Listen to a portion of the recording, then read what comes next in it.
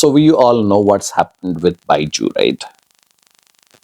There are legal troubles because of BCCI and the payments that are due to BCCI, which has led to the requirement or need for application of insolvency.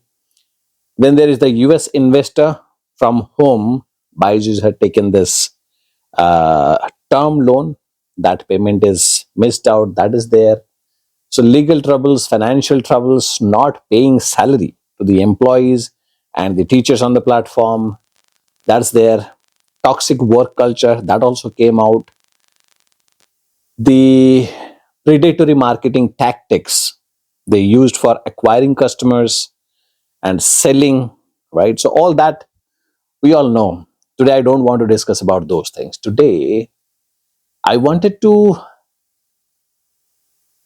take up this challenge and conduct a thought experiment. As a business coach, if you have to advise BYJU's for a comeback or a turnaround in 2025, what would be your advice? And that's what I wanted to share with you guys here today. My first observation is, even though there have been a lot of negative talks, negative publicity, negative criticism about BYJU's and their unethical conduct as a business, there have been very few, almost rare incidents where people in the ecosystem, whether they were investors, their customers, the parents, the students, the teachers, anybody who has gone ahead and said that BYJU's content is crap. It's not engaging at all. It's not creating impact at all. That has not happened. So one positive thing that I will start focusing on is BYJU's content. The quality of the content has been good. The engagement that it created with the students, that has been powerful, and the impact it has created on the students, that value creation was visible to a lot of parents, and that's why more and more parents wanted to enroll their kids, right? So my recommendation of BYJU's turnaround will be having at its center this one strength that BYJU has as a business: quality content. My first recommendation would be to put this quality content into a subscription model. Rather than selling this whole content at once, go for a subscription model. It could be layered subscription, is what comes to mind immediately. Basic, where you create content that is focused on class studies that you can sell on subscription to 6th standard, 7th standard, 8th standard, 9th standard, 10th standard kids.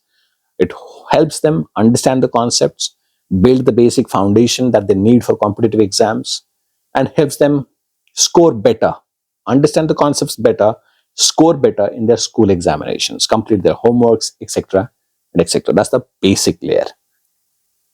The next layer of subscription could be premium, where apart from basic, what you give additionally is help, guidance, content for competitive exam preparation, whether it's IIT JEE or some kind of medical examination. You take care of that. So that's the premium subscription model. The next layer could be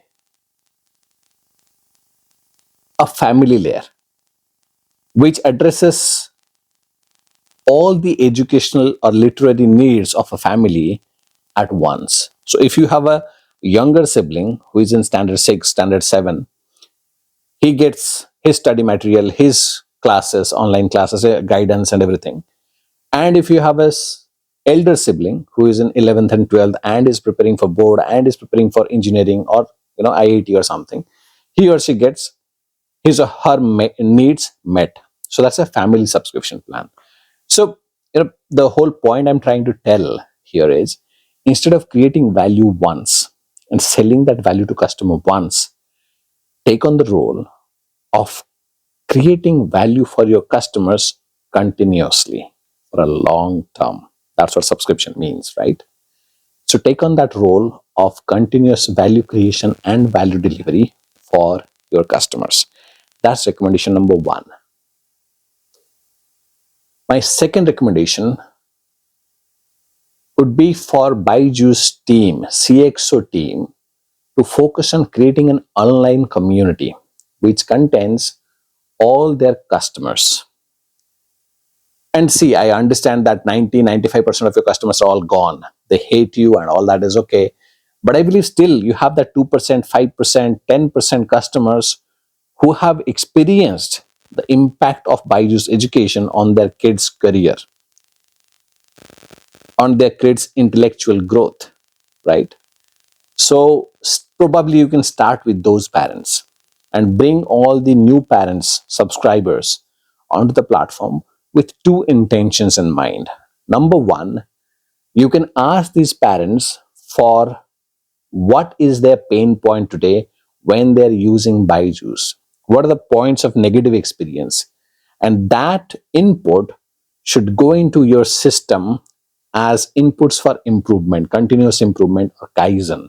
So you listen to the customer's complaint, go back to the drawing board, start experimenting. May not be solving that immediately, start experimenting. And whatever experiment data you have, or the statistics you have, or the results of the experiment, share with your customers in that online community. Hey, you guys told us this is a problem. We thought we can solve this in this particular way. We are conducting this experiment, and this is what we have found. What do you think? Right? So their complaints becomes your source of continuous improvement. That's one aspect. The other aspect is keep a continuous dialogue with those customers, with those parents about the evolving educational needs of their children, so that you can conceptualize and create, design, and deliver future products and services that meets your customers' evolving needs. So that could be your source of continuous improvement and continuous innovation both. So you get into Kaizen, you get into new product and service development based on your customers, based on your interaction with your customers, right? And you have to keep the entire process transparent, completely transparent. This strategy, I believe, would solve one first. It'll help you build customer trust again from scratch, which you have demolished, right? So it helps in customer trust building for sure. And then, of course, it helps you create a culture of continuous improvement, right? So that's what my second recommendation is. Build an online community of your customers and co-create with them. Then future courses you can co-create with them, right? So feedback, co-creation, online community.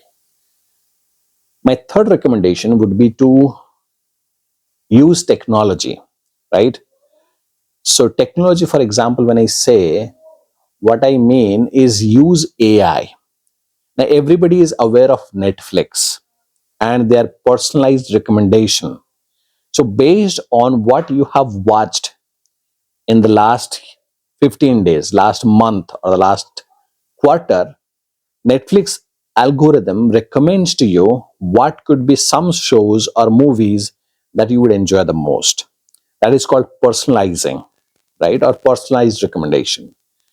What I would recommend for you to do is use AI to come up with to analyze, first of all, the students who are on your platform. Analyze first their learning process if you can. Second, level of engagement with the content on your platform. Third, the performance in the quizzes, in the mock tests, how they're performing. So three things you can analyze about your students using AI as a tool. First, their engagement level. Second, the process of their learning. Third is performance. Process of learning is important because not every student is same.